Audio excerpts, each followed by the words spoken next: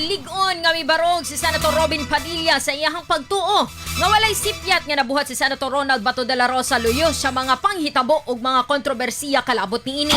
Sulti ni Padilla nga wala niya giawhag nga bodapig ang mga senador kay de la Rosa. Apan, iya lamang gusto nga dili madaot ug madamay ang tibuok Senado sa mga kasamtangang kagubot. Sumala pa ni Padilla nga kung dili matud pang magkasinabot sa katarungan, hinaot nga dili usab magdinaotan. Ato paminawon ang tipik sa pamayag ni Senator Robin Padilla. Huwag tayong magsiraan.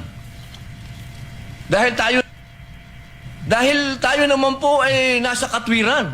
Kung hindi tayo nagkakaintindihan sa katwiran, huwag tayong magsiraan. Dahil tayo naman po sumusuporta kapag tama naman at hindi naman patungkol sa ating bulwagan. Pero pagkatungkol sa ating bulwagan na ang pinag-uusapan, huwag po sana tayong magsiraan.